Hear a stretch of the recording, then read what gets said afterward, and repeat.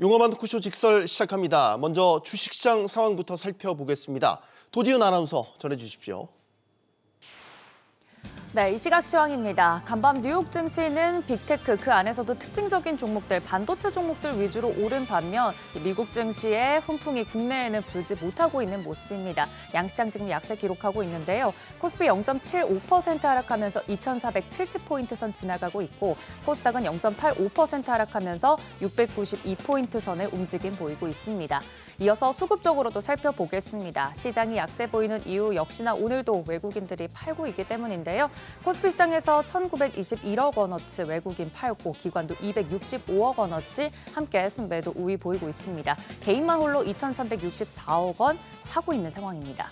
이어서 코스닥 시장도 함께 보시죠.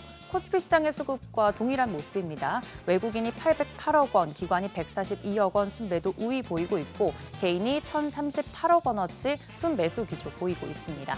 이어서 시가총액 상위 종목들도 살펴보도록 하겠습니다. 일단 삼성전자와 SK하이닉스 등락이 갈리는 모습 포인트로 짚어봐야 될 것 같은데요. 뉴욕 증시에서는 브로드컴이나 마이크론이 강세 보였고 덕분에 필라델피아 반도체 지수도 2%대 올랐었죠. 이 반도체 훈풍을 SK하이닉스는 2.4% 상승하면서 받아내는 모습인데 삼성전자는 다릅니다. 현재 삼성전자 같은 경우 증권사들이 잇따라 삼성전자의 목표 주가를 낮춰 잡고 있는 상황입니다. 지금 엔비디아 퀄테스트 이야기도 나오고 있지 않은 상황이라 새로운 고객사에 대한 이야기가 나오지 않는 이상 주가가 올라가기 힘들다는 평입니다. 현재 삼성전자 1.9%대 하락폭을 조금 더 키우면서 54,600원 선의 움직임 보이고 있습니다. 이외에 LG에너지솔루션 3%대 하락 나오고 있는데요.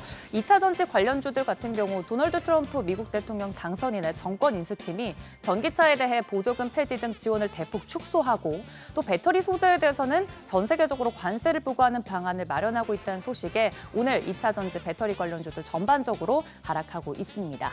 이외에도 삼성 바이오로직스도 0.7%, 현대차도 0.95% 약세 기록하고 있습니다. 이어서 6위부터 10위도 살펴보시죠. 특징적인 부분 좀 짚어보자면 일단 네이버 같은 경우 0.9%대 하락이 됐고요. KB금융은 오늘 코리아 밸류업 지수에 신규 편입이 됐는데 장 초반에 좀 약세 보이는 듯 하더니 지금은 0.24% 상승불 켜내고 있습니다.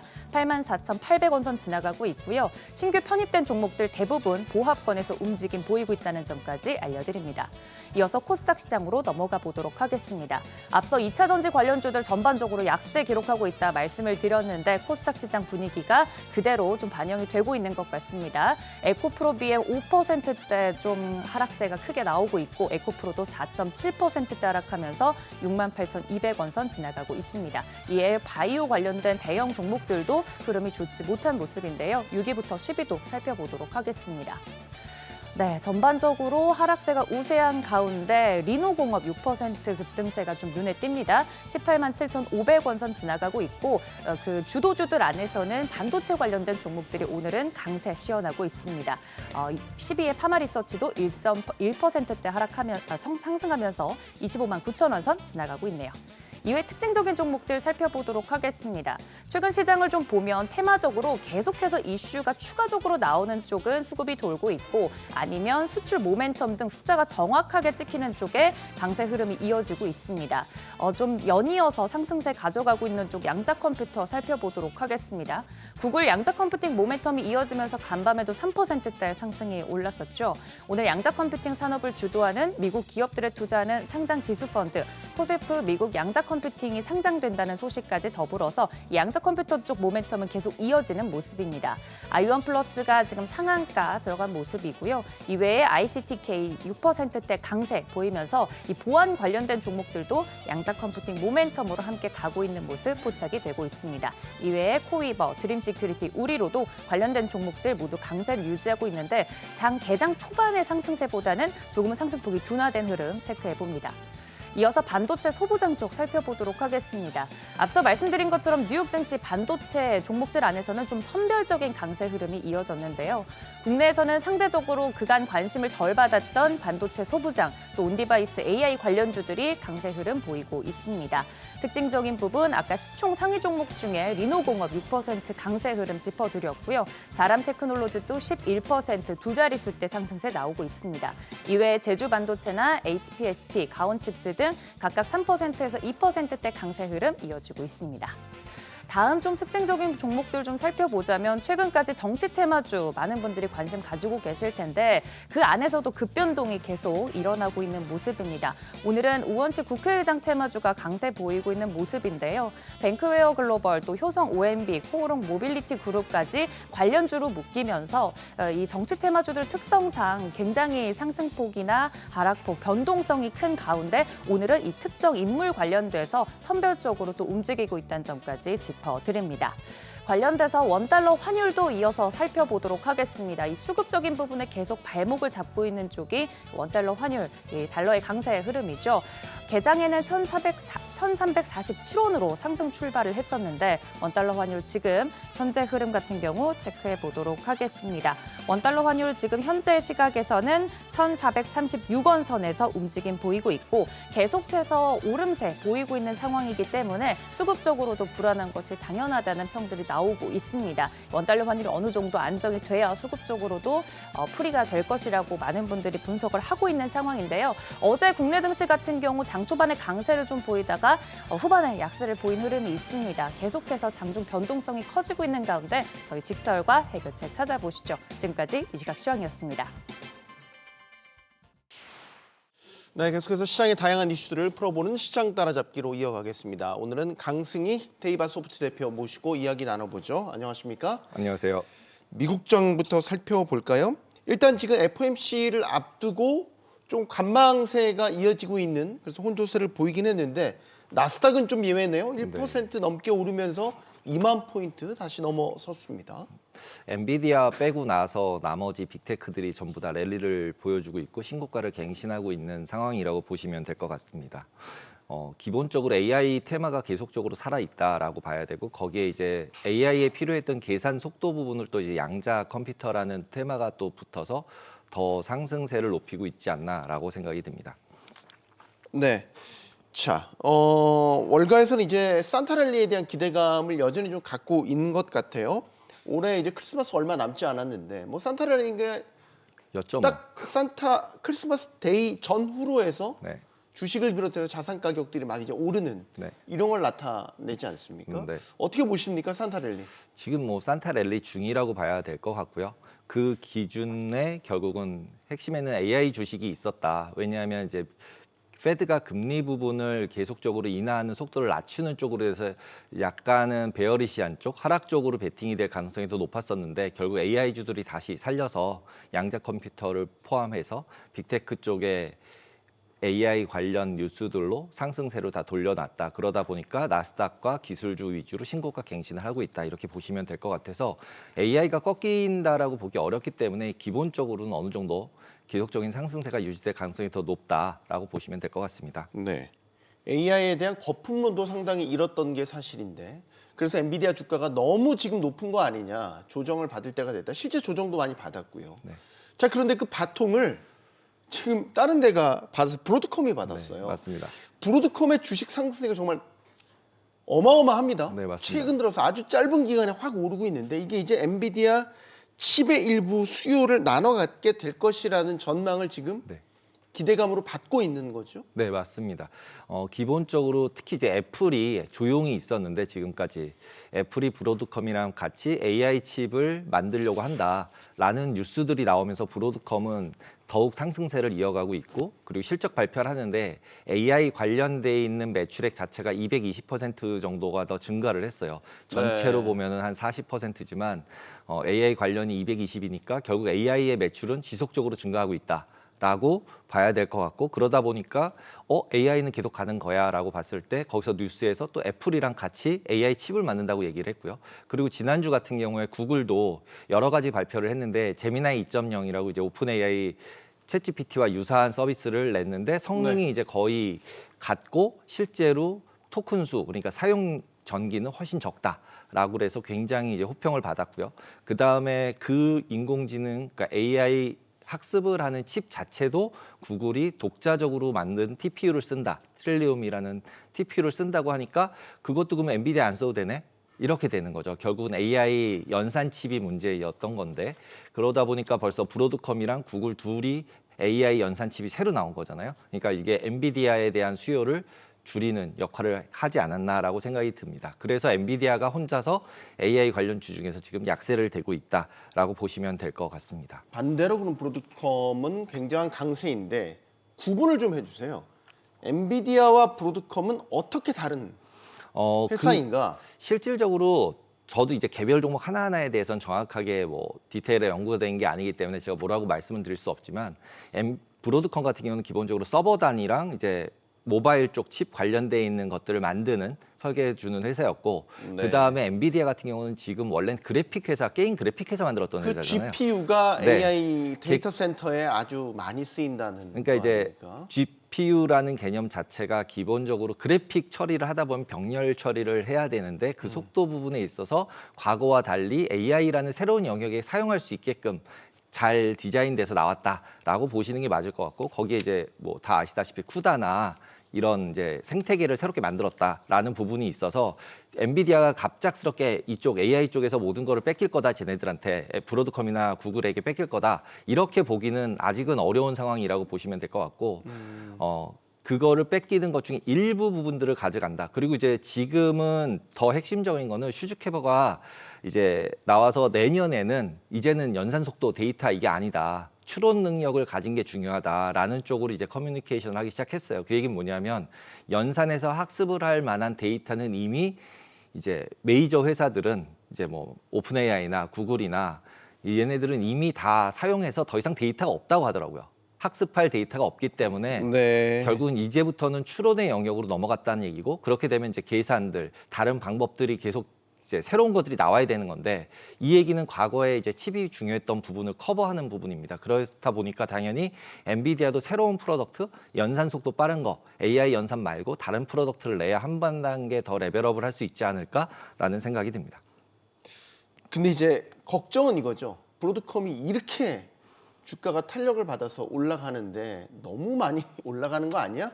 원래- 어디까지 올라가지? 언제까지 이 강세가 이어질까? 원래 뭐 테슬라를 봐도 그렇고 가는 거는 어디까지 갈지를 예상한다라는 게 지금은 되게 예상하기 어려운 상황이라고 생각이 듭니다.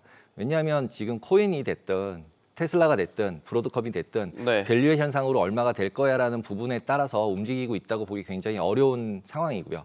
그리고 그거에 대한 누가 더 청사진, 누가 더 팬시하게 스토리를 계속적으로 만들어가면서 꿈과 희망을 줄 수 있느냐. 이제 투자자들에게 네. 그게 더 중요한 상황으로 지금은 바뀐 상황이다. 이렇게 보시면 될 것 같습니다. 뭐 브로드컴은 떠오르는 스타라면 뭐 전통적인 왕자는 테슬라 아니겠습니까? 네. 테슬라도 정말로 많이 올랐고 밸류에이션의 영역을 뛰어넘었다라고 이야기를 하고 있는데 네. 계속 오르고 있어요. 밤사이도 네, 올랐어요. 또 올랐습니다. 네, 460달러를 이제 넘어섰고 이런 파죽지세면 어디까지 갈지. 더욱이 지금 트럼프 집권 이게 행정부가 이제 출범을 한 달 정도 앞두고 있는데 이런 기대감도 계속해서 반영이 되는 것 같고요. 네. 테슬라 같은 경우는 제가 조금 아까 말씀드린 것처럼 팬시하게 꿈과 희망을 지속적으로 주고 있다는 거죠. 예를 들자면 뭐 지금 이제 자율주행 부분이 제일 이제 핵심적인 부분이겠죠. 그리고 그 자율주행 부분 같은 경우 로보택시 부분 두 가지가 결국 하나나 마찬가지이기 때문에 그리고 기타 이제 다른 자동차 회사들은 자율주행을 포기하고 있잖아요. 네. 예, 포기한다는 얘기는 그만큼 어렵다는 얘기고 그 어려운 거를 실제로 테슬라가 해내면 이라는 부분이 존재하고 그 뒤에는 또 옵티머스나 그 뒤에는 이제 전기로 돼 있는 집들도 요즘 만들고 있어요. 그러니까 전기를 이제 공급을 받는 게 아니라 자체적으로 생산해서 집 하나가 돌아가는 모듈형 집들도 개발해서 팔기 시작을 했거든요. 네. 그런 것처럼 기본적으로 테슬라는 보면은 새로운 꿈과 희망을 계속적으로 주고 있다. 그래서 밸류에이션 자체를 개인들이나 투자자들에게 뭔가를 이게 이 정도면 적정해라는 그 캡을 만들지 못하게 하고 있는 것 같은 생각이 들어서 네. 뭐 어디가 끝이다라고 보기보다는 올라가다가 어느 정도 꺾이는 게 확인이 됐을 때 매도해야 되는 상황들이 아닐까. 브로드컴이나 이제 테슬라나 이제 뭐 비트코인이나 뭐 이런 것들 좀 대부분 네. 그렇게 평가를 하고 그렇게 트레이딩을 해야 되지 않나라고 생각이 듭니다. 최근에 엔비디아를 제외하고 빅테크들 네. 주가도 좀 다시 힘을 받고 있는 모습이거든요. 많이 올랐죠. 사실 대형 기술주들에 대한 랠리가 끝났다라고 보는 시각도 되게 많이 있었고 네. 실제 수급도 대형 기술주들이 아니라 중소형주로 좀 옮겨가는 듯 네, 했었는데 맞습니다. 다시 또 불이 붙는 양상이거든요. 네. 기술주들의 랠리 언제까지 이어질 거라고 보시면 어, 금리 환경은 좋지는 않잖아요. 금리 환경이 좋지 않아서 빅테크로 넘어갔다고 생각을 합니다. 역설적으로 네, 그렇다. 네. 왜냐하면 빅테크는 기본적으로 현금을 많이 가지고 있고 이자가 높아지면 높아질수록 수익이 더 납니다. 네. 네. 그리고 기본적으로 지금 빅테크 대부분의 회사들이 B2B를 하고 있는 게 아니라 B2C를 하고 있는 거나 마찬가지잖아요. 애플도 네. 그렇고 구글도 그렇고. 그런 상황 하에서는 기본적으로 현금 창출 능력이 확실하게 있고요. 이런 상황에서 금리가 계속적으로 특히 장기 금리 쪽이 상승을 하고 있기 때문에 단기에서 아무리 금리를 25bp 낮춰준다고 하더라도 장기 금리가 계속 올라가고 있잖아요. 네. 그러다 보니까 결국은 바이오 부채가 많은 쪽 바이오텍들 그다음에 중소형주들이 좋아질 거라고 얘기했던 거는 금리가 내려간다는 환경을 가정했는데 금리가 내려가는 환경 자체가 굉장히 불확실해졌고 그러다 보니까 당연히 중소형주는 다시 약세가 되는 거고 그러면은 안전자산으로 가야 되겠는데 안전자산으로 가려고 보니 채권을 사려고 하니까 채권도 부담스러운 거죠. 4.5 이상에선 괜찮지만 4.0 이하로 내려가기가 어려워 보이니까 10년채 기준으로 네. 그런 상황이 되다 보니까 그럼 어디로 가야 되지 찾다 보면 결국은 금리가 올라가고 안 내려갔을 때 견딜 수 있는 주식이 뭐야라고 보면은 또 빅테크로 돌아가는 거고 미어도 다시 한 번이 되는군요. 네, 그리고 거기에 AI가 됐을 때 가장 수혜가 받을 애가 누구야? 또 빅테크가 되는 거고. 그래서 빅테크로 다시 돌아가고 있다라고 보시는 게 맞을 것 같습니다. 그러면 아까 금리 이야기해 주셨으니까 이제 FOMC에서 이달 FOMC는 금리 인하는 지금 될 확정이죠, 걸로 뭐. 보고 네. 있고 내년이 문제인데 네.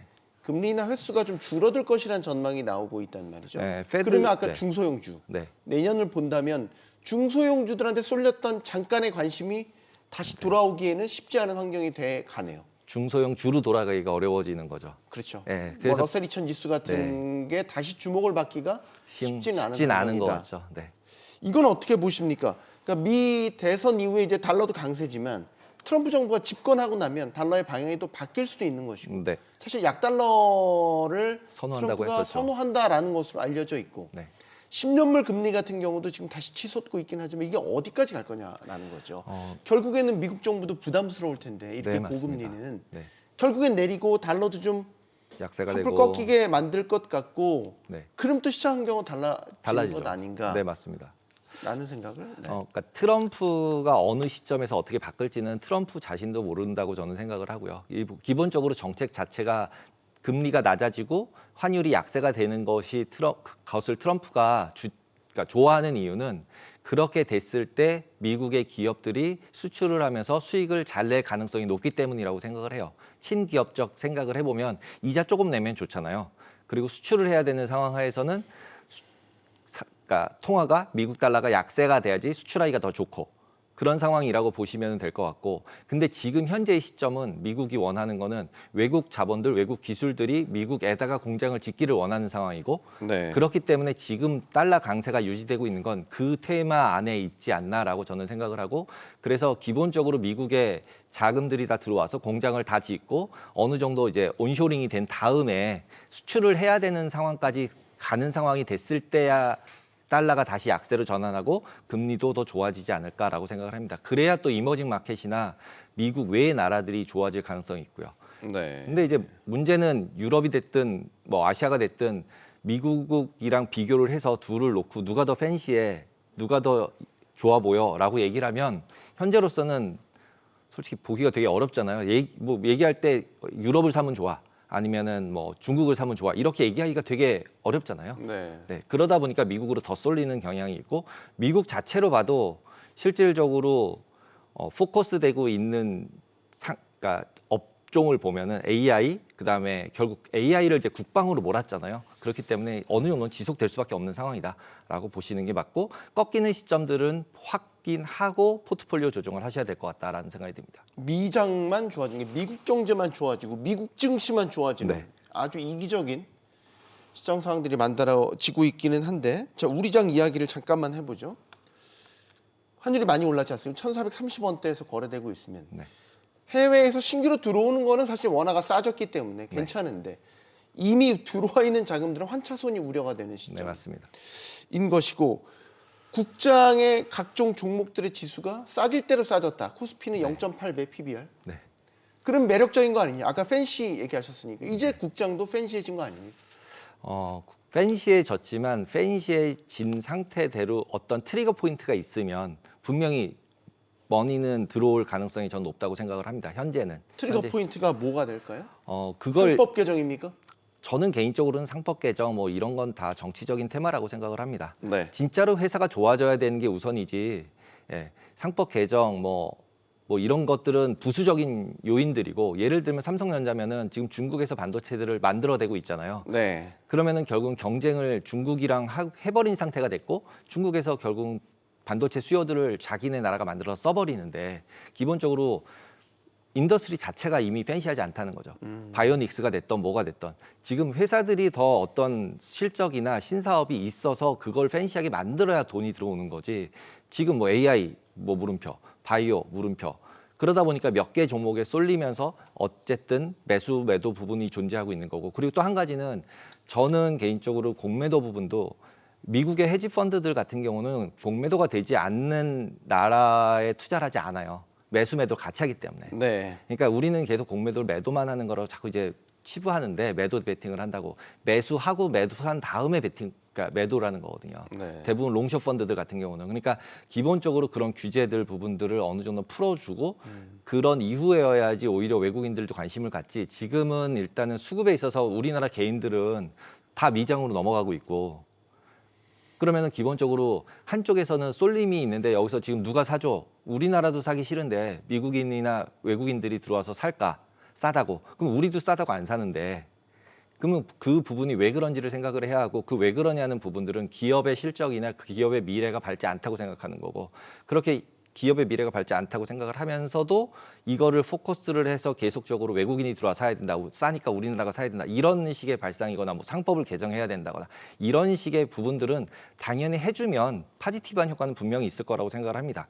그리고 그런 것들이 개정이 됐을 때는 외국인들이 들어와서 이제 M&A가 활성화하게 일어날 거고 그러면은 결국은 이제 기업들의 가치는 분명히 올라갈 거라고 생각을 합니다. 수급을 일정 부분 나눠 갖게 된 게 사실 가상자산 시장도 있죠. 비트코인이 또 올랐죠. 전날 최고가 경신했는데 하루 만에 또 최고가 다시 경신 10만 7천 달러. 맞습니다. 이것도 무섭게 오르네요. 네, 무섭습니다. 비트코인 같은 경우도 아까 앞에서 말씀드렸지만 테마와 그러니까 팬시한 부분에 있었을 때 미국에서 계속적으로 스팟라이트를 주고 있기 때문에 기본적으로 쉽게 하락하기는 어려운 상황이다라고 봐야 될 것 같습니다. 근데 이제 밈코인들 같은 경우는 어떻게 보면은 어떤 스토리에 따라서 수급에 따라서만 움직이고 있지 펀더멘탈은 없거든요. 비트코인은 그래도 비축 자산이다 뭐 이러면서 뭔가에 이제 금 대신 할 수 있는 역할을 계속적으로 부여하고 있으니까 네. 가능성이 있지만 나머지 것들은 항상 트레이딩 관점에서만 접근을 하시고 포트폴리오 비중에다 이렇게 넣어놓고서 장투한다 이런 거는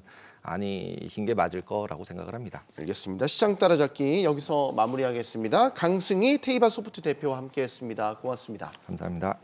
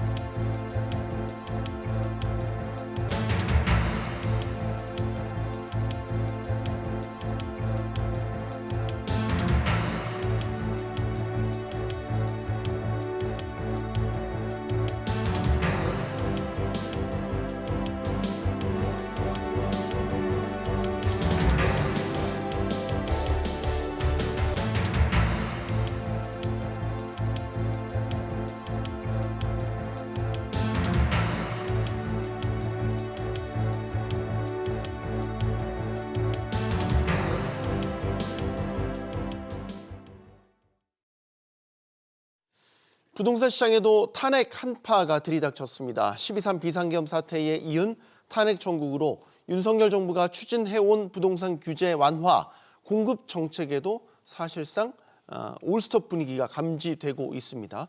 정부의 대출 규제와 경기 침체 우려 속에서 탄핵이란 돌발 변수까지 더해진 거죠. 자, 이런 상황에서 부동산 시장이 어떤 방향으로 흘러갈지 지금부터 전망해 보겠습니다.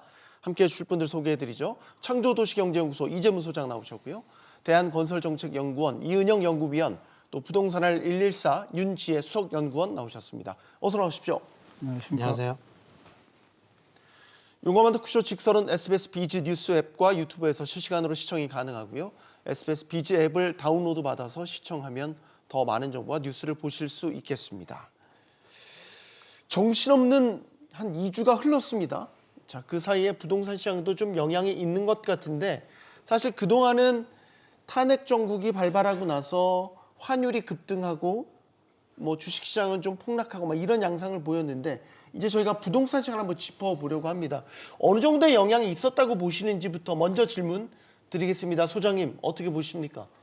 뭐 현재까지는 뭐 크게 영향을 미쳤다라고 판단하기는 좀 어려운 것 같고요. 네. 이제 다만 이제 불확실성이 확대되면서 코리안 리스크가 디스카운트 이 코리안 리스크가 이제 얼만큼 확대되느냐가 이제 앞으로의 이제 문제가 아닌가 이렇게 생각을 합니다.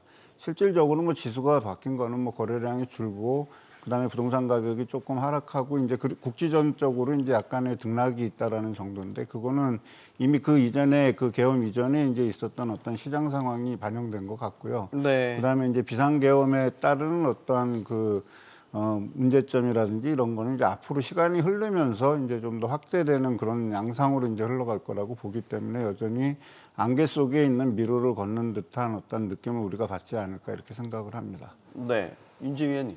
예. 과거 탄핵 때 2004년 노무현 전 대통령 때 2016년 박근혜 전 대통령 탄핵 당시 그때도 부동산 시장에 미치는 충격파가 예. 어느 정도였고 어떤 변화가 있었던 건지. 예. 뭐 결론부터 설명드리면 그때 탄핵 당시에는 큰 영향은 없었습니다. 그래요? 일단 그 시장에 대한 배경 지식이 필요한데, 뭐 금융시장 쪽은 좀 단기적으로 변동성이 큰 시장이라면 부동산 시장은 보통 3년 이상을 바라보기 때문에 네. 중장기 시각에서 이제 의사결정이 이루어지죠. 그러다 보니까 우리가 월간 단위로 뭐 거래량이 줄거나 혹은 월간 단위로 뭐 마이너스 변동폭을 보이거나 하는 것들은 사실은 1년 정도의 긴 시각에서 이게 그랬는지를 판단을 해야 됩니다. 네. 그래서 제가 이제 데이터를 가져왔는데 2015년에 이제 전국이 한 6.47% 올랐습니다. 그리고 2016년 이제 박근혜 정부 탄핵 시기 때 4.85% 올랐으니까 상승폭이 좀 둔화됐었죠. 그리고 2017년에 6.42% 올랐으니까 사실은 큰 영향이 없는 부분들이 일단 변동률에서 보이고요. 그리고 이제 서울 쪽으로 또 오게 되면 조금 다른 양상이 보입니다. 2015년에 6.46% 올랐다가 2016년 탄핵 당시에 7.85% 오히려 이제 가격 상승폭이 커졌죠. 그리고 이제 2017년에 이제 문재인 정부 들어서고 하면서 13.15% 올랐으니까 사실상 부동산 시장에서 느껴지는 그 탄핵의 충격파는 변동률 상에서 나타나지 않고요. 그리고 거래량 면에서도 보시면 2015년에 이제 서울이 한 13만 건 정도 매매 아파트 기준으로 거래가 됐습니다. 네. 그리고 2016년에 이제 탄핵 국면에서 12만 건 거래가 됐으니까 거래량 줄어드는 폭도 사실은 뭐 유의미하게 많이 줄었다 이렇게 보이진 않잖아요. 그리고 2017년에 이제 가격이 이제 급등하던 시기에도 서울 쪽 거래량은 11만 건이었으니까 네. 체감상 탄핵 국면에 의해서 뭔가 가격의 움직임이 커졌다거나 뭔가 방향이 전환이 됐다거나 거래량이 급격하게 줄었다거나 하는 모양새는 1년으로 잘라서 봤을 때는 그렇게 극명하게 드러나진 않는다라고 설명을 드립니다. 근데 의외네요. 사실 환율이나 주식 같은 경우를 보면 투심이라고 해서 이런 식의 정치적 불확실성이 불거지면 확 티가 나거든요. 투심이 확 흔들려 버리면서 지수가 훅 빠져버리고 이제 이러거든요. 근데 이제 부동산도 투자라는 관점에서 본다면 투자자분들이 예를 들어서 상태 이런 게 펴졌네 그러면 이제 그 정부가 갖고 있던 정책에 대한 색깔, 방향성 이런 것들이 또 흔들릴 여지가 있으니까 예를 들어서 결정을 하시려고 하다가 조금만 더 볼까? 뭐 이런 식으로 미루고 뭐 그럴 것 같은데 길게 보면 유니언 큰 영향이 없었다라고 보셨고 이 의원님은 어떻게 보세요? 네, 사실 탄핵이 발생했다고 해서 영향이 크게 발생한 건 없습니다.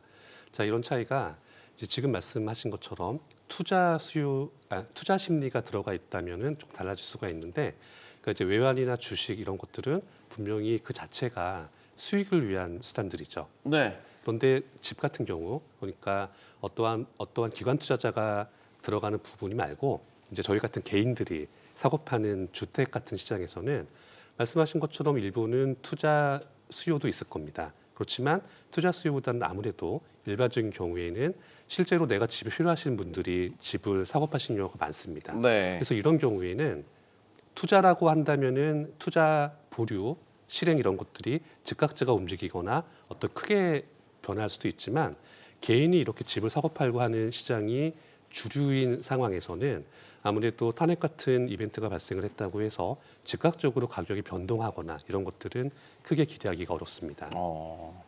오히려 최근에 사실 이제 8월을 정점으로 해서 거래량도 꺾이고 집값도 좀 이렇게 둔화되는 조짐을 보이고, 그 딱 드러난 게 대출 보니까 신규 대출 상승폭이 확 줄었더라고요. 지난달에 보니까 은행권 가계 대출은 1.9조. 이게 8월에 9조 원 넘었었는데 11월에 1.9조면 거의 얼마예요? 4분의 1 토막이 났네요. 이런 게 오히려 대출 규제가 여파가 컸다라고 볼 수 있는 거군요. 일단 가격과 거래량에 있어서는 가장 직접적인 효과가 나오는 건 대출에 대한 규제죠. 대출의 규제가 이제 은행권에 대한 어떠한 1년간의 어떠한 대출 여유분에 대한 소진, 그다음에 정부의 그 대출 규제 강화로 인해 가지고 일반인들이 이제 대출을 받지 못하게 된다면, 특히 다른 시장은 모르지만 부동산 시장에 있어서는 수요가 확 급감하게 되는 상황입니다. 네. 그리고 이제 그동안 이제 대출 규제가 했던 부분들은 이제 9조, 8조 하던 매달 증가하던 이런 거를 묶지 않게 되면 이제 가계 대출에 대한 어떤 문제가 있어서 거시 경제 리스크에 상당한 영향을 미칠 수 있기 때문에 정부로서는 당연히 규제할 수밖에 없는 상황에서 이제 연말로 다가올수록 이제 은행권에서 가지고 있는 대출 여유분이 이제 고갈이 됐다라는 어떤 그런 것이 이제 부동산 시장에 가장 직접적인 영향을 미쳤다라고 좀 보여지고요.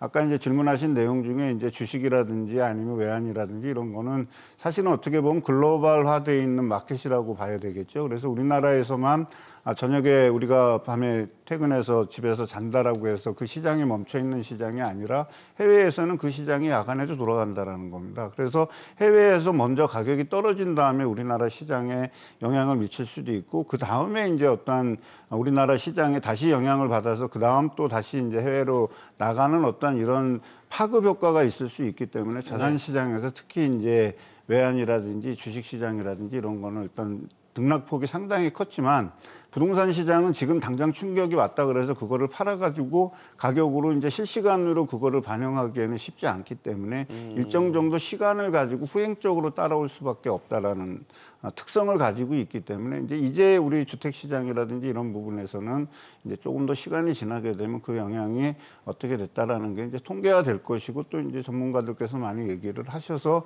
실질적으로 시장에 어떻게 영향을 미쳤는가에 대한 분석이 나올 거라고 생각됩니다. 윤재 위원님, 지금 서울 같은 수도권도 거래 많이 줄었죠. 예, 많이 줄었습니다. 그러면 이 대출 여파라고 한다면 집값도 후행적으로 계속 확 꺾인다 이렇게 볼 수 있겠네요.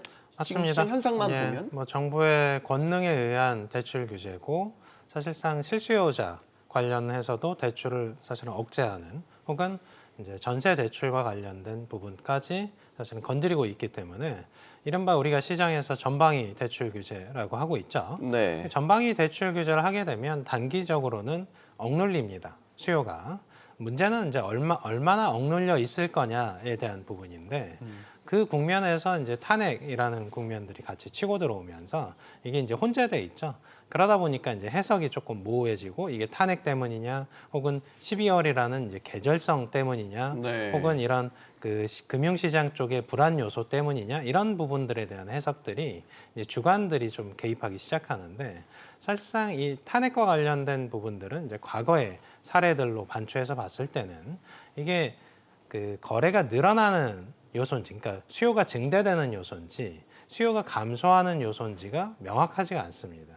무슨 얘기냐면, 보수 정권이 그 집권했을 때 진보 정권이 집권했을 때의 정책 스타일이 틀리잖아요. 네. 근데 시세의 결과는 정반대입니다. 규제와 다르게 논다는 거죠. 그래서 우리가 어떤 이제 탄핵에 의해서 정치적인 이슈가 어떤 게 해소가 돼서 뭐 정권이 바뀌거나 뭐 이런 이슈가 된다고 해도 그게 가격 상승 요소인지 가격 하락 요소인지가 불명확하기 때문에 그걸 기반으로 해서 어떤 결론에 대한 것들을 유추하려고 한다고 하면 과거의 시장이 증명했던 것들과는 다른 전망들을 하고 있다는 거죠. 그래서 진보 정권이 집권했을 때는 규제 일변으로 가는 경우가 많았습니다. 네. 문재인 정부를 예를 들면 규제와 가격은 완전히 따로 놀았죠.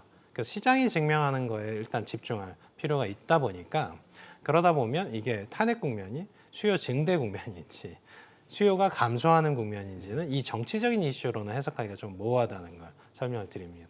예. 가격의 방향성을 예측하는 건 쉽지는 않은데 예를 들어서 그런 건 있잖아요. 우리 아까 보수 정권과 진보 정권의 부동산 방향에 대한 색깔이 완전히 다르잖아요. 그러니까 지금 탄핵 정국이란 말이죠. 헌재가 어떻게 판단하느냐에 따라서 정권이 바뀔 수도 있잖아요. 그럼 이제 부동산 쪽 관심 많으신 분들은 예를 들어서 공급 대책부터 세금 이런 거 다 또 바뀔 수 있겠는데라는 두려움을 안고 있다면 일단은 지금 상황에서 뭐 어떤 결정을 내리는 건 쉽지 않을 거 아니에요. 그러니까 관망세가 굉장히 짙어지는 거 아니냐라고 보는 거죠. 네, 분명히 투자 수요라고 한다면은 말씀하신 것처럼 네. 관망세가 나타날 수 있습니다. 그런데 이제 일반적인 주택을 사고파시는 분들의 상당수는 네. 집이 하나밖에 없으시거나 네. 아니면 본인이 거주하시는 경우가 많으세요. 그럼 이런 경우에는 종전 정부에서 이제 다주택자에 대한 규제가 많이 강화됐었지만 본인이 다주택자가 아니라고 한다면은 문제가 없는 것들이고 그리고 종부세라는 것이 이슈가 됐었지만 이제 종부세가 부담이 되려면 이게 좀 많이 고가의 주택이어야 됩니다. 그러니까 그런 부분들에 해당하지 않으신다고 한다면은 뭐 향후 정부가 어떻게 바뀌는 것은 그때 가서 볼 얘기고 지금 당장 내가 집이 필요하다면은 집을 사시는 게 맞죠.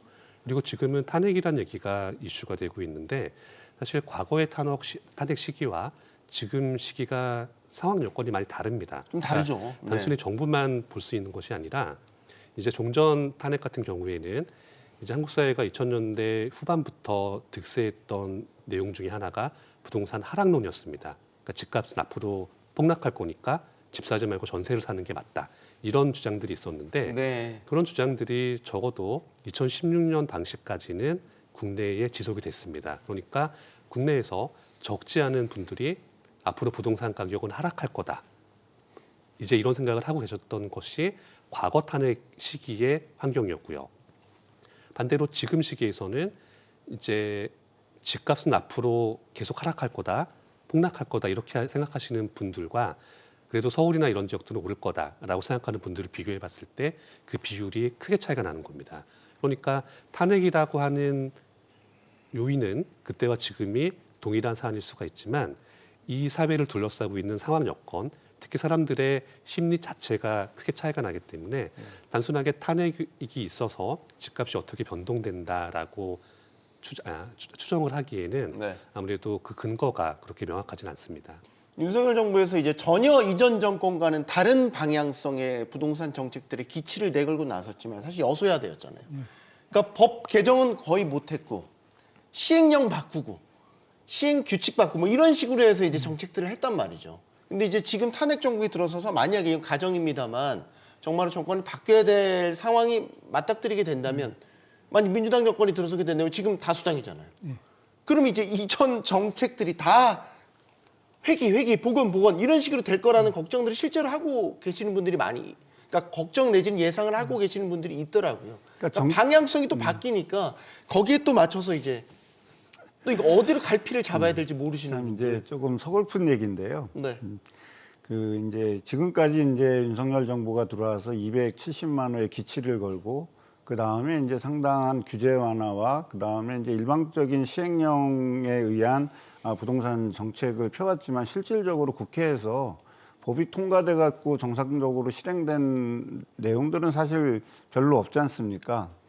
근데 이제 이 계엄에 따른 어떤 탄핵 정국으로 오게 되면 어쨌든 이 탄핵이 인용되든 아니면 탄핵이 부인되든 어떤 이 결론이 날 때까지의 어떤 시계는 되게 지금 흐려져 있는 이런 상황이라는 거죠. 그러면 현재 지금 정부로서는 뭐냐면 지금까지 윤석열 정부가 추진해왔던 이 부동산 정책을 계속 추진할 것이냐에 대한 동력을 잃어버린 상황이고요. 그렇게 된다 그러면 일반 소비자나 어떤 부동산을 공급하는 어떤 공급자들, 건설회사라든지 이런 측면에서 본다라면 과연 이거를 어떻게 해석해야 될 거라는 어떤 이 결정을 쉽게 내릴 수 없는 어떤 정책 결정 부재도 이제 동시에 생길 수 있는 부분이 있기 때문에 당분간은 정책의 로드맵을 그대로 이제 추진하기도 어려울 것 같고 네. 또 지금까지 발표돼 갖고 지금 공급하겠다라는 어떤 이런 정책도 당연히 차질이 빚을 수밖에 없다라는 얘기입니다. 그렇게 되면 당분간 이것이 인용되든 부인되든 간에 그때까지는 어쨌든 정책이 멈춰 있다라고 봐야 되고요. 아까 이제 질문하신 대로 이것이 이제 탄핵이 인용돼서 이제 새 정부가 들었을 때까지는 약 그래도 또 60일이나인가요? 이때 또 총선을 대선 또 치러야 대선을 되고. 치러야 거의 되는 이 반년 기간 그 이렇게 반년 흘러버리는 가까이가 거죠. 이제 있지 않습니까? 우리가 그거를 조금 더 우리가 사례를 찾아보자라면 박근혜 정부 때도 사실은 유사했습니다. 박근혜 정부 때의 부동산 경기가 2015년, 2016년 주택 가격이 상승하면서 정부는 이제 그동안 규제 완화책에서 이제 규제를 해야 되겠다라고 생각을 해서 2016년 11월 3일에 뭐가 생겼냐면 조정 대상 지역이 생겼거든요.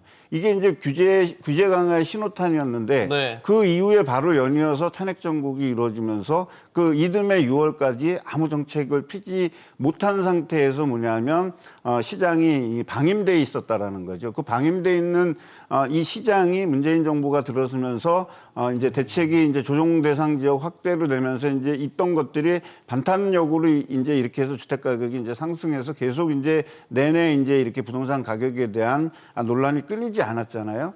그러니까 지금 이제 우리 지금 윤석열 정부 같은 경우도 마찬가지로 뭐냐면 지금 부동산에 대해서 이 희비론이 좀 있었죠. 한쪽에서는 부동산 가격이 더 올라갈 거다. 한쪽에서는 아니다. 부동산 가격이 떨어질 거다라는 이런 얘기들이 계속 논의되는 가운데 270만 원을 공급하겠다라는 정책 자체는 글쎄 얼마나 지금 공급되어 있는지 구체적으로 헤아려 보지는 않았지만 많은 부분들이 미스매칭이 있었을 것이고요. 그 미스매칭으로 인한 어떤 정책의 상실감이 있는 가운데에서 탄핵이 벌어졌기 때문에 박근혜 정부 때 있었던 탄핵과는 또 다른 양상이 빚어질 거라고 저는 좀 보고 있습니다.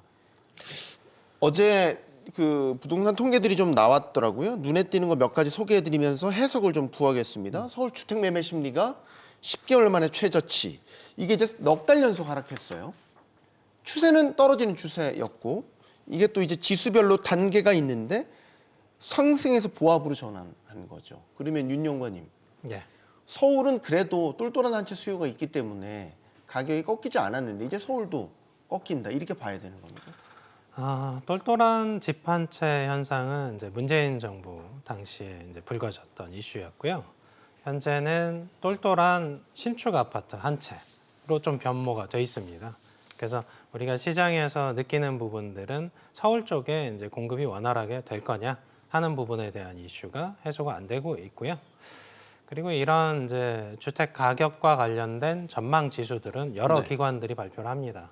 국민은행에서도 발표하고 저희 부동산 R114에서도 발표하고 한국은행에서도 발표하고 국토연구원에서도 발표를 합니다. 그러니까 한국부동산원 쪽에서는 이제 수급지수라는 것들을 발표하거든요. 그래서 전반적인 추세는 대출 규제가 본격적으로 시작된 8, 9월 이후부터 쭉 꺾이고 있습니다. 네. 꺾이고 있고 수요자 심리가 꺾였다는 것들은 대부분의 이제 기관들에서 공통적으로 이제 도출이 되는 부분인데 다만 이 지수에 대한 부분들은 이제 100을 보통 기반으로 합니다. 그래서 100 이상이냐, 100 이하냐에 따라서 수요자의 심리 정도가 얼마나 꺾였냐 이것들을 보는데 아직은 100 이상에서 머무르는 경우들이 좀 있고요. 다만 그렇다고 해서 그게 상승을 말하냐? 그건 아닙니다. 추세적으로 꺾이고 있기 때문에 중요한 포인트는 여기서 이제 선행지표의 이 수요자 심리 지수가 어떻게 되고 있냐인데 대표적인 선행지수가 전월세 가격입니다. 네. 그 지수 자체는 사실 꺾이지 않고 있고요. 지속적으로 오르고 있기 때문에 이 부분들에 의해서 매매 시장 자극하는 이 기간이 있습니다. 기간 소요되는 기간들이. 그래서 우리가 대출 규제로 찍어 눌렀을 때 이 수요가 그러면 사라진 거냐? 그렇지 않다는 거죠. 이 수요는 전월세 시장으로 1차적으로 들어갑니다. 그러다 보니까 이 거주 수요라는 부분들은 결국은 해결을 해야 되다 보니까 그래서 대출로 찍어 눌렀던 이 영향에 대한 것들은 또 수요자가 적응하는 기간이 있습니다. 그걸 감안하면 한 3개월여, 그러니까 내년 한 1, 2월 정도 지나고 나면 대출에 대한 이 영향이 추가적으로 계속 지속적으로 찍어 누르지 않는 이상 적응기가 끝나고 나면 전월세 시장부터 일단 불안해질 거다 이렇게 전망하고 있기 때문에 매매 시장을 찍어 누르는 것도 대출만으로는 좀 한계가 있다 이렇게 보고 있습니다. 실제 실수요자를 찍어 누를 게 아니라면 결국은 실수요자는 우대를 해줘야 되거든요. 거기서 좀 한계점이 드러나는 것들이 있을 겁니다. 요지는 소비 심리가 아직은 꺾였다고 보기는 힘들다. 소비 심리는 매매와 관련된 거는 일단 단기적으로는 꺾였습니다. 단기적으로는 꺾였고. 근데 다시 살아날 조짐, 전월세 시장을 근거로 보면 그렇습니다. 다시 언제든 유입이 될 여지가 있다라고 보시는 거고. 영관님도 맞습니다. 의견 듣겠습니다. 네, 사실 지수라고 하는 것들은 기본적으로 추세를 보는 겁니다. 그리고 더 중요한 것은 그 지수를 만드는 과정에서 설문에 답한 사람들이 어떤 사람들이냐까지를 보는 겁니다. 네. 그런데 이 지수 같은 경우에는 지금까지 뭐 제 기억에도 정말 많은 여러 번 정말 자주 조금만 지수 방향의 변동이 생기면은 그걸 근거로 해서 앞으로 집값이 떨어지는 거냐 다시 오르는 거냐 이런 질의를 저는 종종 접했습니다. 사실 자주 접했죠. 지금 제가 지금 또 드렸잖아요. 네, 맞습니다. 지금도 드리고 있습니다. 맞습니다. 그런데 이제 이런 지수 같은 경우에는 어느 정도 추세가 상당 기간 지속되는 게 필요합니다. 그러니까 뭐 예를 들어서 주간 지표 같은 경우에는 뭐 수시로 방향이 변합니다. 그런데 결국에는 이러한 지수들은 최종적으로는 연간 변동률을 보는 것들인데 연간 변동률이 나오기 전에는 참고 자료로 활용을 하는 것입니다. 그 때문에 이러한 단기 지표가 수시로 증감하는 것에 대해서 너무 큰 의미를 부여하기 시작하면은 근데 지금 넉 달째 알았겠죠. 그렇죠. 시장을 읽어내기가 좀 어려운 겁니다. 근데 저희가 이 부분에 대해서는 이미 앞서 분들이 설명하셨듯이 이번 탄핵 이전에도 부동산 시장을 억제하는 요소들은 이미 다 나왔었습니다. 네. 대출 규제도 있었죠. 뭐 이런 것들이 쭉 있었습니다. 그리고 지금은 이제 주택 거래의 비수기인 겨울철까지 맞이하고 있는 겁니다.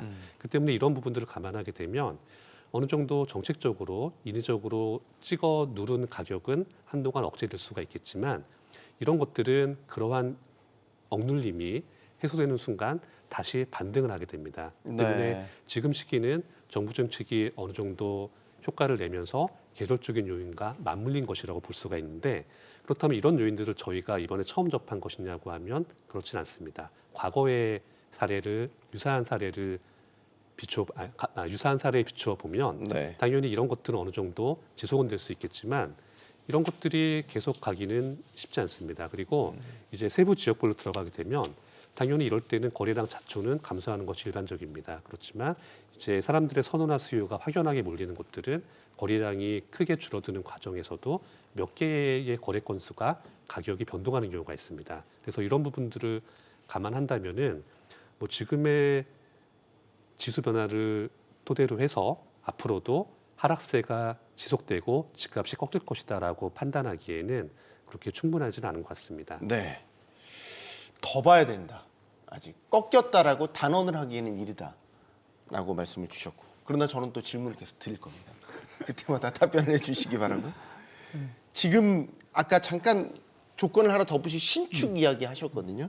그러니까 매매 뭐 좀 꺾이는 신호도 나타나고 집값도 좀 슬라이스하게 뭐 둔화되는 조짐을 보이지만 분양은 또 다르다. 어제 또 보니까 허그 주택도시보증공사에서 지난달 말 기준 민간 아파트 서울 지역 이게 분양가 보니까 또 최고치였더라고요. 3.3 제곱미터당 4,719만 5천 원 역대 최고가. 뭐 계속 경신이기는 한데 놀랍긴 합니다. 경신될 때마다 어디까지 비싸질지 말이죠. 계속 뜨겁네요. 자재 가격 오르고 인건비 오르면 분양가액은 오를 수밖에 없는 상황입니다. 그리고 현재 지금 우리가 어떤 인플레이션 국면이라든지 이제 이런 게 있어서 자재 가격이 상승했지만 앞으로는 이제 우리가 또 우려를 해야 되는 게 인건비 상승에 대한 이 분양가의 반영에 이제 문제가 있겠죠. 그리고 핫한 지역은 당연히 이제 분양 청약에 대한 수요가 몰리는데 단순하게 청약 수요만 놓고서 우리가 부동산 시장이 이제 화랑이다 아니다라고 판단하기에는 되게 좀 어렵지 않을까 이렇게 생각을 합니다. 우리가 10월 통계에 의하면 서울도 25개구 중에 이제 5개구 정도 떨어졌다라고 나오지만 이제 하락폭은 0.01%나 0.02% 정도에 미미하죠. 근데 이제 반면에 이제 서울 아파트 매매 거래량이 이제 부동산 정보광장에서 이제 나온 통계를 보면 10월 달에는 3,743건이고 11월에는 2,836건이고 12월에는 이제 아직 이제 통계가 안 나왔으니까 현재까지 11월 29일 통계 기준으로 해서 273건이 됐습니다. 네. 그렇다면 이제 내년에 이제 어떻게 될 것인가에 대한 부분이 있지만 국토부에서 이제 발표하거나 이제 한국감정원에서 부동산원에서 발표하는 자료로 보면 현재 발표되는 자료는 10월 자료거든요. 그럼 다음 달에 11월이 나올 거고 그 다음에 12월이 나오기 때문에 어떤 그 시계열로 이제 보면 되고 이제 하반기에 우리가 청약이 조금 이제 좋은 장소 또는 많은 사람들이 원하는 지역에 있는 이런 장소는 당연히 이제 청약 경쟁이 올라갈 수밖에 없었지만 이렇게 청약 경쟁이 또 올라갈 수밖에 없었던 부분 중에 최근 이제 그 뭐라 그럴까요? 일부에서는 거기에 대해서 좀 비난도 있지만 얼죽신? 얼어죽어도 신축이라는 어떠한 그 프레임에 지금 이제 있어서 이번에 집값이 이제 어떻게 될지 모르니까 우리가 청약은 받아야 되겠다라고 해서 이제 이렇게 고공행진을 하는 게 아닌가 이렇게 생각을 하는데 우리가 이제 부동산 시장에 대한 어떤 흐름이라든지 어떤 변화를 보기 위해서는 여러 가지 자료를 종합적으로 추려갖고서 우리가 어떤 하나의 시계열을 그려내지 않는다라면 항상 좀 뭐라 그럴까 오판할 수 있는 사례들이 있기 때문에 여러 가지 자료를 좀 활용해야 된다라고 저는 이렇게 생각을 합니다. 어쨌든 앞으로의 시장을 놓고 본다라면 2025년 적어도 1, 4분기 이전에는 부동산 경기가 좋아지거나 그것으로 인해서 가격이 랠리가 되거나 이제 이렇게 하기에는 상당히 어려운 지금 시장 상황이다. 그렇게 해서 지금은 조금 이제 우리가 시장을 좀 더 찬찬히 들여다 볼 수 있는 어떤 시간을 갖는 게 좀 더 중요하지 않을까 저는 이렇게 생각을 합니다. 공급이 부족하잖아요. 지금 분양가는 오르는데 보니까 지난달 전국 기준이긴 합니다만 민간 아파트 신규 분양 물량이 13,200여 가구. 한 달 전보다 4,600여 가구 줄었고 1년 전과 비교하면 5,500여 가구 감소를 한 거고. 그러니까 내년 집값 전망할 때 윤 위원님께서 다른 언론사와 이제 인터뷰한 걸 제가 봐서 공급 부족에 따른 집값 상승을 예측을 하셨더라고요. 공급 부족에 따른 집값 상승은 2026년이고요. 네. 내년은 풍선 효과로 봤습니다. 그 중간에 과도기적인 맞습니다. 기간이군요. 과도기적인 기간이 내년인데 내년 같은 경우는 서울 쪽의 입주 물량이 그래도 올해보단 많습니다. 그러니까 공급 축소에 의한 걸로 서울 시장을 설명하는 건 사실은 공급량을 안 보고 설명하는 게 되기 때문에 그렇게 설명드리진 않고 다만 수도권 쪽에서 전반적으로는 공급량이 줄긴 합니다. 그러다 보니까 그 부분에 이제 집중을 하다 보면 내년이 공급 절벽 아니냐 이렇게 얘기를 하시는데 내년은 공급 절벽은 아닙니다. 내후년이 공급 절벽이어서 그 영향을 2025년에 하반기쯤에 좀 받을 거다 이렇게 보고 있습니다. 다만 이제 우리가 좀 시장이 증명하는 것들에 대해서 좀 계속 집중을 해서 봐야 됩니다. 우리가 이제 분양가 얘기를 했잖아요. 네. 불과 한 1, 2년 전만 해도 서울 쪽에서의 분양가는 한 3,500 정도에 분양을 했습니다. 그리고 이제 최근에 저희가 이제 누적해서 봤을 때는 한 5,500까지 올라갔거든요. 네. 그러면 분양가만 50% 이상 오른 거죠. 그럼에도 불구하고 올해 누적 기준 청약 경쟁률은 100대 1이 넘습니다. 굉장한 과열이죠. 보통 묻지마 청약 정도를 얘기할 때 우리가 그 지역의 경쟁률이 한 50대 1 넘어가면 과열입니다.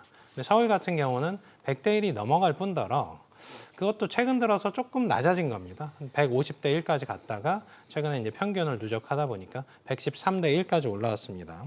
근데 여기서 우리가 좀 관심 있게 생각하실 부분은 그러면 시장의 수요가 지금 줄어들고 있는 부분, 공급이 원활하게 돼서 줄어들고 있냐를 시장이 증명하는 것들에 집중을 해야 됩니다. 그래서 우리가 과거 박근혜 탄핵 시절로 한번 다시 돌아가면 네.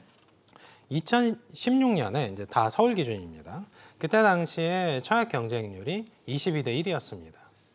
예. 그리고 2017년이 13대 1입니다. 네. 그때 당시도 가격이 상승 국면이었다라는 것들을 아까 지표에서 설명을 드렸죠. 그리고 역대 청약 경쟁률이 가장 높았던 때가 2021년 164대 1입니다. 그러니까 한마디로 과거부터 서울 쪽에서 공급이 원활하게 되고 있었다면 이 정도의 대기 수요에 의한 청약 수요 쏠림 현상은 사실 계속 점진적으로 완화가 되고 있어야 정상이거든요. 그럼에도 불구하고 100대 1 수준을 또다시 올해 기준으로 누적해서 경신한다는 건 시장의 대기 수요가 굉장히 많다는 걸 증명을 하고요.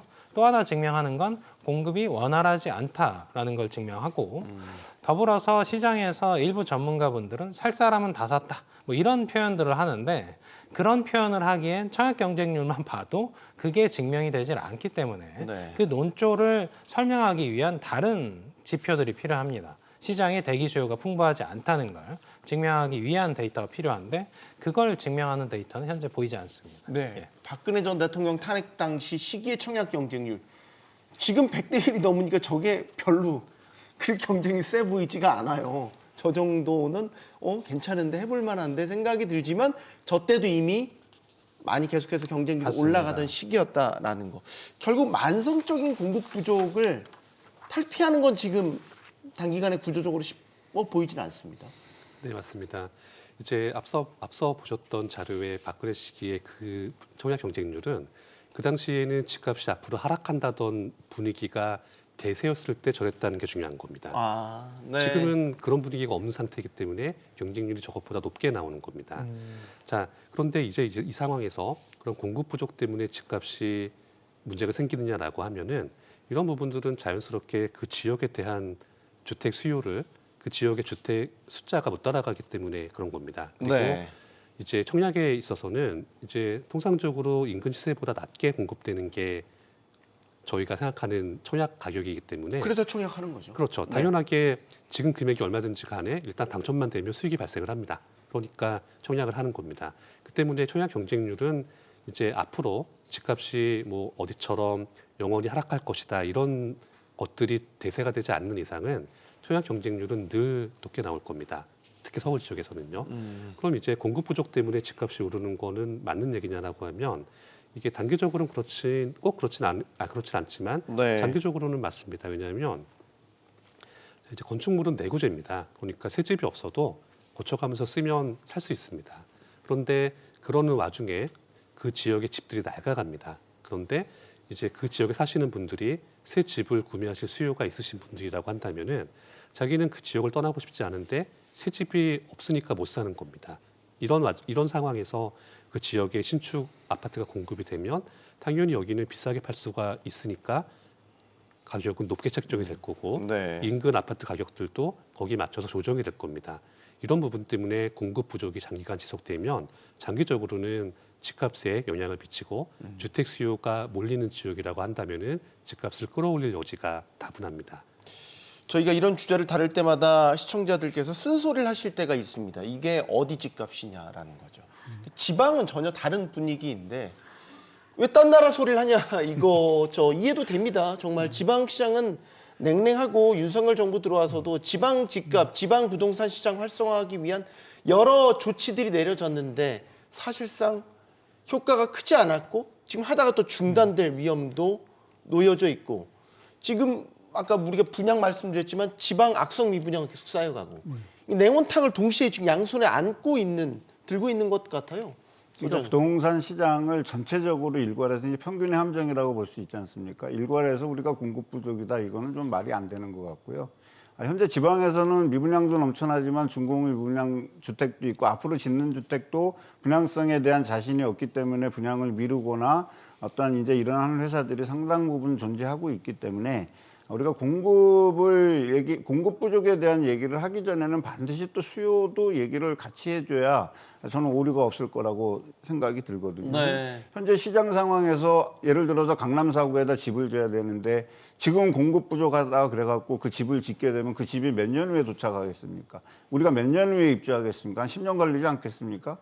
자, 그렇게 해서 이 공급 부족에 대한 논란은 우리가 좀 더 디테일하게 들여다봐야 되는데 과거에 2014년서부터 한 16년, 17년까지는 공급이 없었음에도 불구하고 아마 통계적으로 보게 되면 서울 시내에 가장 적은 공급이 있었음에도 불구하고 주택 가격은 상승하는 상황이 있었지만 또 하락하는 상황도 있었거든요. 네. 그렇기 때문에 우리가 뭐냐 하면 수요에 대한 문제를 얘기도 좀 해야 되고 우리가 공급 부족을 얘기할 때에는 좀 더 지역화 시켜서 그다음에 그 지역화에 있는 미분양 상태, 네. 그다음에 중공업 미분양 상태, 그다음에 앞으로 주택이 건설될 수 있는 건설 물량까지 감안하고 그다음에 거기에 플러스 수요자들의 어떤 분석이 있어야만이 우리가 그 지역에 진짜 공급이 부족하구나 이런 부분에 대한 어떠한 결론을 내릴 수 있는데 우리는 단순하게 모든 거를 부동산 시장을 얘기할 때는 무조건 공급 부족이다. 공급 부족이니까 앞으로 주택 가격이 올라갈 거다.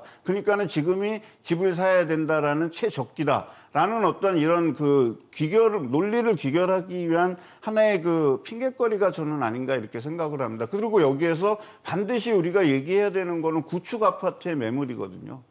지금 서울 시내에 있는 매물이 나온 게 한 9만 호 정도가 된다고 얘기를 합니다. 자, 그러면 청약 자격자가 되는 사람들은 청약을 통해서 주택을 마련하겠지만 청약 자격이 되지 않는 분들은 어떻게 주택을 마련하겠습니까? 결국에 그 구축을 사고 파는 그 부분이 있기 때문에 우리가 구축도 공급 물량에 포함해야 된다라면 현재 2024년 10월 말 기준으로 해서 서울에 있는 중공업 미분양이 523가구가 있고요. 그 다음에 여기에서 매물이 9만 호 이상이 등록돼 있다 그러면 이미 지금 서울에는 뭐라 그러면 공급 부족이라고 얘기하기에는 좀 더 디테일한 분석이 있지 않고선 단순하게 서울은 공급 부족이네라고 우리가 결론을 내릴 수 없다는 얘기입니다. 그래서 좀 더 찬찬하게 세부적으로 분석을 해야 될 필요가 있는데 이제 그 부분이 좀 이렇게 통계치라든지 이런 부분들이 좀 더 정확하지 않기 때문에 시장에 좀 더 혼선이 커지고 있지 않나 저는 이렇게 생각을 합니다. 네. 이제 그 윤석열 정부에서 중점적으로 추진했던 부동산 관련 정책들 이야기해 보려고 해요.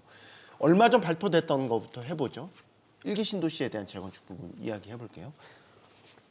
이게 2027년 착공, 2030년 입주 이때 이 계획 자체도 너무 타임 스케줄이 급박한 거 아니라는 걱정 더하기 논란이 있었는데 이은영 연구원님. 지금 이거 제대로 될 수 있겠어요? 이건 지자체도 다 얽혀 있는 건데 네. 사실 논란, 걱정 다 가능합니다. 분당, 일산, 일기 신도에 사시는 분들은 어떻게 되나 되게 많이 걱정하실 것 같아요. 네, 자치제 관건이 이게 지금 그러니까 이제 신도시 전체를 재정비한다는 계획, 그러니까 노후 계획 도시를 재정비한다는 계획이 아직까지 우리 사회가 경험한 적이 없습니다. 그래서 어떻게 하면 이게 최적화된 방안이고 어떻게 하면 해결할 수 있는지에 대해서 아무도 모릅니다. 그 때문에 지금 단계에서는 일단 이것저것 시도할 수 있는 방안들을 모두 시도해 보는 것이 최선인데 그 와중에 나온 것들이 일기 신도시의 선도지구를 지정을 하고 이제 이러한 선도지구의 물량을 매년 반복해서 추가 지정하겠다는 내용들입니다. 당연히 이렇게 되면 정비사업 물량이 좀 단계에 많이 몰리는 건 맞습니다. 그 때문에 이제 이런 단지들이 뭐 차질 없이 추진될 것이냐라고 한다면은 이건 너무 좋은 예상이고요. 사실은 선도지구에 지정이 된다고 하더라도 그 다음 단계에 넘어가게 되면 아무리 지자체나 정부의 지원이 따라간다고 하더라도 본질적인 속성은 민간 정비 사업입니다. 그러니까 네. 우리가 이미 익히 알고 있는 민간 정비 사업의 추진 단계에서 발생하는 여러 가지 논란과 문제점들 사실 다 갖고 있는 내용들입니다. 그 때문에 지금 발표한 내용들의 그러니까 2027년 착공, 2030년 입주에 대해서는 뭐 일부 단지는 그럴 수도 있습니다. 그렇지만 전체적으로 보고 얘기를 할 때는 아무래도 시간을 좀 더 넉넉하게 두고 착실하게 진행하는 것이 더 현실적인 접근 방법입니다. 하지만 이것에 대해서도 아직까지 저희는 어느 것이 정확한 최선의 방법인지에 대해서는 아직 알 수가 없습니다. 근데 일단 스케줄은 나왔어요. 분명히 나왔어요. 2027년부터 이제 입주를 한다. 입주래요. 죄송합니다. 이제 그 비우기 시작한다. 그럼 착공이란 얘기죠. 그럼 한 1년 전부터는 아마 이제 이주를 시작하셔야 되는 건데 맞습니다. 이주 대책도 조금 부실한 것도 논란이 됐었는데 예. 일단 행정 절차는 최소화한다는 계획은 분명히 있잖아요. 앞에 그러니까, 지구 지정부터 해서 예, 뭐 디테일한 부분을 보자면 윤석열 정부가 내건 그 착공 시기는 네. 임기 내 착공입니다. 그러니까 2027년 5월 이내 착공이었던 거죠. 네. 예. 그래서 그 관점에서 보시면 사실 내용을 발표했을 때부터 사실 이게 단기간에 가능할 거냐, 우리가 이제 그 부분들을 이제 구체적으로 따져보는 거죠. 우리가 선도지구가 최근에 이제 발표가 됐습니다. 그리고 이제 내년에 지자체가 이제 기본 계획을 이제 정비하고요. 그리고 이제 관리 처분 계획까지 2년여에 끝내면서 동시에 2주 철거까지 그 시점에 이제 들어가는 겁니다. 근데 우리가 2주가 끝나기 전까지는 착공을 할 수가 없습니다. 왜냐면 거주하고 있는 분들이 그렇죠. 계시니까요. 안 되죠. 네. 근데 2년 만에 기본 계획부터 관리 처분 계획 2주를 종료하는 시점까지 끝내는 거죠. 예. 그러고 나서 2027년에 착공을 하고 2030년에 입주하는 일정입니다. 애초에 이제 처음부터 사실은 불가능하다. 이 일정에서는 좀 어렵다. 그러니까 사실은 임기 내에 착공한다는 목표를 세우는 게 다분히 정치적인 목표였던 거고, 실제로는 2028년 정도에 착공을 해도 그래도 빨리 하는 편이다, 이렇게 보고 있습니다. 물론 우리가 노후계획도시 정비특별법에 의해서 신속 통합으로 진행되는 패스트 트랙 형태로 진행을 합니다. 네. 그럼에도 불구하고 현실적으로 이게 분담금과 관련된 이슈까지 다 포함하는 것들을 2027년에 착공하는 시점에 다 정리가 돼 있을 거냐? 그게 쉽지 않고요. 일단 그리고 우리가 이주 하는 부분들에 지금 집중을 하고 있잖아요. 일단 선도지구만 해도 3만 세대가 넘습니다. 네. 그리고 순차적으로 3만 세대가 매년 3만 이상이 이제 지정이 될 텐데, 이 부분 우리가 이제 1기 신도시 전체 통 물량을 보면 비아파트 물량까지 보면 한 30만 세대 정도가 됩니다. 그러면 우리가 순차적으로 이주를 하지 않으면 주변에 위치한 전월세 가격이 사실상 폭등할 수 있는 이슈가 있죠. 그러다 보니까 이주 시기를 조절해야 되는 상황이 되다 보면 처음 선도지구와 마지막 그 후행하는 지구 사이에 그 시기 격차가 10년 이상 날 수 있다, 이렇게 보시면 사실상 선도지구는 빠르게 될 수 있는 이슈는 있으나 2027년에 착공은 어렵고요. 그리고 마지막에 정비되는 그 지구와의 편차는 10년 이상 날 수 있다, 이렇게 보시는 게 맞고요. 이 국면에서는 탄핵 전에 얘기였습니다. 근데 탄핵이라는 돌발 변수가 생겼죠. 그러다 보면 더더욱 2027년 착공은 어렵다라고 보는 거죠. 다만 이게 여야가 합의해서 노후계획도시 정비특별법을 마련을 했고, 거기에 근거해서 선도지구를 지정하는 절차들을 거치고 있기 때문에 지연될 수는 있으나 무산될 가능성은 그렇게 높진 않다 정도에서 보시는 게 이 지금 제도에 대한 부분이라고 볼 수 있을 것 같습니다. 다들 너무 비관적으로 보시니까 저는 된다는 전제 아래 질문을 드리겠습니다. 특별법 통과해서 일단 근거법 만들었죠. 그것도 처음이죠, 사실. 그리고 계획 나왔습니다. 2027년 착공 들어간다. 그러면 지금 각종 지구 지정부터 다 최소화해서 줄인다고 가정하고, 저는 이제 방점을 두고 싶은 건 선도지구로 주민들이 자발적으로 높은 동의율을 갖고 신청을 해서 선정이 된 거잖아요.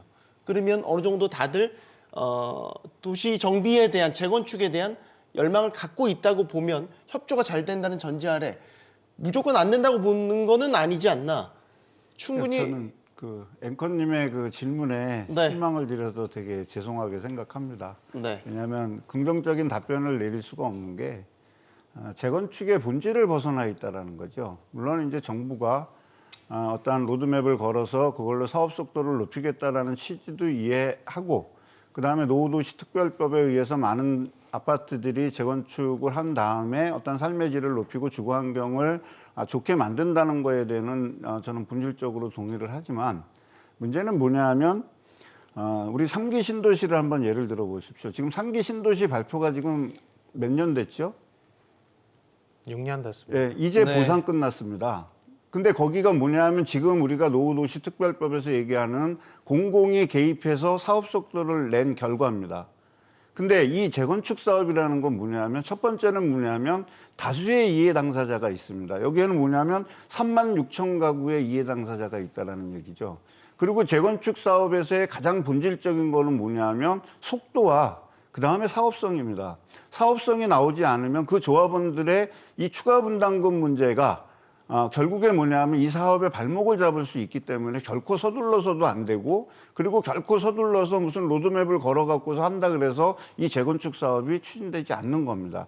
2015년, 16년에 반포지구서부터 이제 했던 아파트들이 이제 입주를 한다 그러면 거의 다 만들어진 사업도 거의 10년 가까이 걸린 사업을 어떻게 2027년에 착공을 한다라는 이 계산이 나왔는지 저는 물리력으로 좀 이해를 할 수 없고요. 이런 해당 사업을 실전에서 지금 일을 하고 있는 실무 담당자의 입장에서 놓고 봤을 때 이걸 어떻게 지금 끌고 가겠다라는 건가라고 지금 의문을 가질 수밖에 없는 게, 그동안 우리 정부나 지자체에서 추진했던 뭐 서울시에서 신통 뭐 이거서부터 해갖고 다 해갖고서 우리가 결실을 맺어놓은 게 없다라는 거죠. 그렇다면 우리가 분당지구가 현재 지금 제일 유리하지 않습니까? 분당에서 사업이 한두 개 성공했다 그래서 다른 나머지 평촌이나 삼본이나 일산에서 다 성공하리라는 보장도 없고, 우리가 이거를 시범 사업을 만들기 위해서 만약에 이 사업을 하는 거라면 과거의 뉴타운 사업하고 차이점이 뭐가 있겠습니까? 뉴타운 사업 결과적으로 은평, 뭐 기름, 그다음에 뭐 이런 거 한두 개 만들어 놓고 다 올수업되지 않았습니까? 결국에 우리가 뭐냐면 이거를 어떻게 하겠다라는 어떤 시간적인 시계열적인 로드맵이 중요한 게 아니라 이 사업을 어떻게 성공시키고 사업 속도를 본질적으로 내게 하기 위해서는 뭐가 돼야 되냐면 이런 분쟁과 관련돼 있는 이해 당사자들의 협의, 그리고 이것이 지자체와 어떻게 긴밀한 연결이 될 수 있는가에 대한 부분을 많은 고민을 해야 되는데, 그거는 지자체에다가 다 일임했지 않습니까? 그리고 이주주택이라든지 이런 부분도, 자, 이주주택을 위해서 재건축 사업을 하기 위해서 이걸 하는 이주주택을 만약에 공공기금으로 져준다라면 그것도 상대적인 차별성이 있다라는 끊임없는 사회의 논란을 만들어낼 수 있는 이 사업이 2027년에 만약에 착공이 된다 그러면 한 개 정도는 있을지는 몰라도 네. 제가 봤을 때는 상당히 비관적인 얘기입니다. 그 앵커님 너무 인상 꼭 이렇게 괜찮습니다. 쓰고 계시면 안 돼요. 세 분이 다 비관적으로 보시지만 조금 더 긍정적으로 계속 보고 질문을 하나만 더 드리면, 선도지구라는 특성상 지자체의 요청에 의해서 선도지구 물량을 늘린 면도 있습니다. 이거는 지자체 적극적인 협조가 담보된다라고 보는 거고, 사업성 말씀하셨지만 특별법에 예를 들어서 종 변경이라든지 그래서 용적률 같은 걸 건폐율 같은 걸 높일 수 있는 근거도 마련돼 있습니다. 그러니까 사업성도 어느 정도는 확보할 수 있는 거고, 지자체 협조, 그다음에 주민들의 어떤 90% 이상의 높은 동의율, 이런 것들을 보면 속도를 낼 수 있지 않을까라는 희망 회로를 계속 돌려서 이은영 연구원님께 한 번 더 질문을 드립니다. 네, 일부 단지는 될 수도 있습니다. 그런데 그렇다고 해서 모든 재건축 아파트를 용적률 500%로 만들 수는 없습니다. 사업성 얘기니까요. 물론 그렇죠.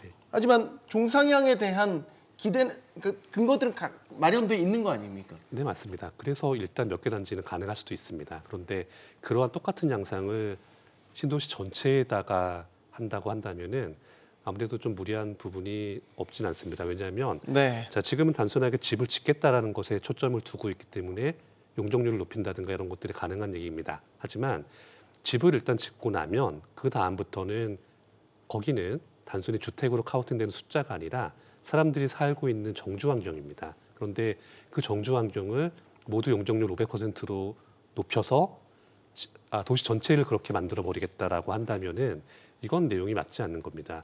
그리고 특히나 일기 신도시는 계획 도시로서 그 도시 안에 구축되어 있는 도로망이나 기타 기관시설들이 처음 설계될 때의 도시 용량에 맞춰서 만들어져 있는 겁니다. 그래서 뭐 전기나 수도 이런 것들은 증설할 수 있는 내용이지만은 도로는 증설도 안 됩니다. 그 때문에 단순하게 용적률을 높여서 모든 사업성 문제를 해결하겠다라는 접근 방법도 그렇게 올바른 것만은 아닙니다.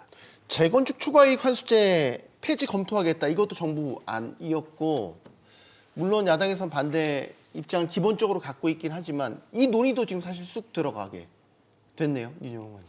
예, 뭐 재건축 초과이익 환수제는 이미 한번 개정을 했습니다. 그러니까 중간에 개정한 부분들은 이제 장기 보유하신 분들은 뭐 70%까지 경감을 해주겠다 하는 것들이 있었고, 그리고 우리가 그 재건축 초과이익 환수제의 가격 그 구간이 있었습니다. 보통 한 2천만 원 단위로 이렇게 구간들이 변경이 됐었는데 그걸 5천만 원으로 확대를 했었고, 더불어서 그 과거에는 3천만 원 이하에서 면제를 했다면 지금 8천만 원 이하에서 면제를 하는 형태로 변경을 하면서 이미 완화를 했고 거기에 이제 고령자 같은 경우는 납부 유예하는 형태들로 사실상 완화를 했습니다.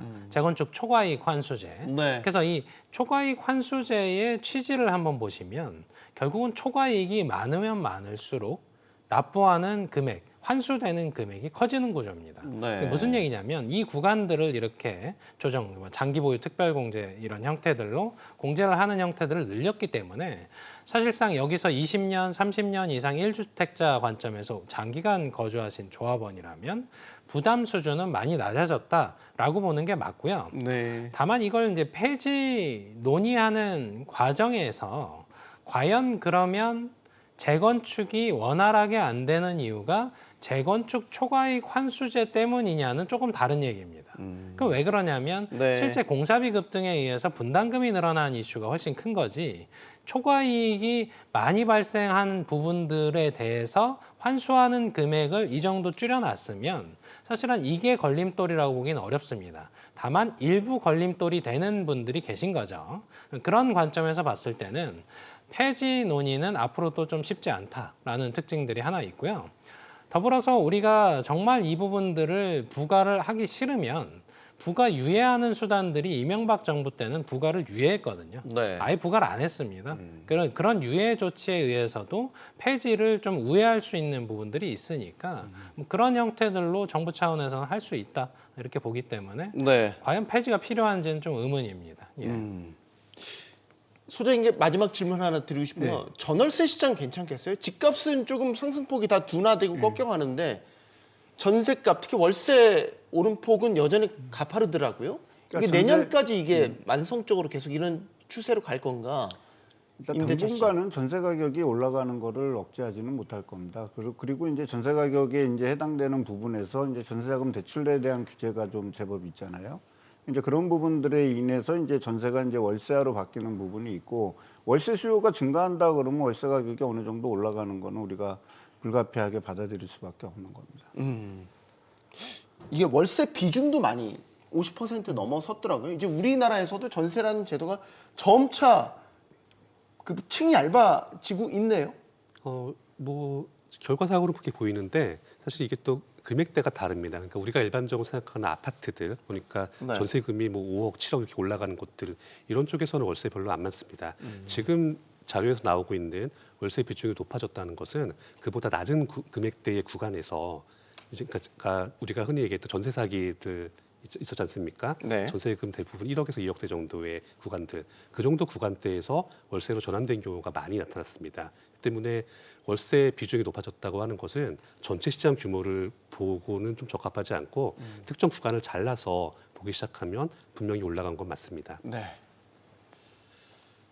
이 부동산 시장도 금융시장과 마찬가지로 싫어하는 게 있습니다. 불확실성이라는 게 가장 큰 불안 요인이죠.